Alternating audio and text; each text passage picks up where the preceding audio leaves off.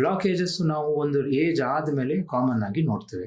ಮೊದಲು 40 ಇಯರ್ಸ್ ಆದಮೇಲೆ ನೋಡ್ತಾ ಇದ್ವಿ, ಈಗ 35 ಇಯರ್ಸ್ ಅಲ್ಲೂ ಬ್ಲಾಕೇಜಸ್ ನೋಡ್ತಾ ಇದ್ದೇವೆ. ಕಾರಣ ಸುಮಾರು ಇರ್ಬೋದು, ಸ್ಮೋಕಿಂಗಿಂದ ಹಿಡಿದು ಎಲ್ಲ ಇರ್ಬೋದು.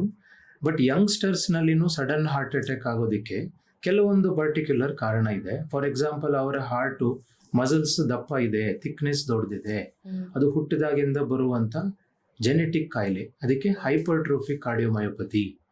ಬೇಗ ಅದನ್ನು ಫೈಂಡ್ ಔಟ್ ಮಾಡಿ ಯಾರಿಗೆ ಸಡನ್ ಕಾರ್ಡಿಯಕ್ ಅರೆಸ್ಟ್ ಆಗಿದೆಯೋ ಅವರ ರಿಲೇಟಿವ್ಸ್ಗೆ ನಾವು ಎಕೋ ಮಾಡಿ ಕಣ್ಣು ಹಿಡಿದ್ರೆ ಈ ಥರ ಕಾಯಿಲೆಗಳನ್ನು ಫೈಂಡ್ ಔಟ್ ಮಾಡ್ಬೋದು. ತುಂಬ ದಪ್ಪ ಇದ್ದವರಿಗೆ ಹಾರ್ಟಲ್ಲಿ ಪಂಪ್ ಆಗದೆ ಸಡನ್ ಆಗಿ ಅವರು ಅರೆಸ್ಟ್ ಆಗುವಂಥ ಕಾರಣನೂ ಇದೆ. ಇದು one of the reasons.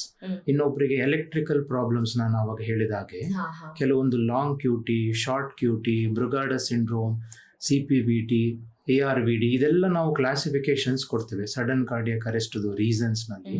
So electrical problems ಅನ್ನು ಕೆಲವೊಂದ್ಸಲ ನಾವು ಫೈಂಡ್ ಔಟ್ ಮಾಡ್ಬೋದು ECG ಎಕೋ ಎಲ್ಲ ಮಾಡಿದರೆ.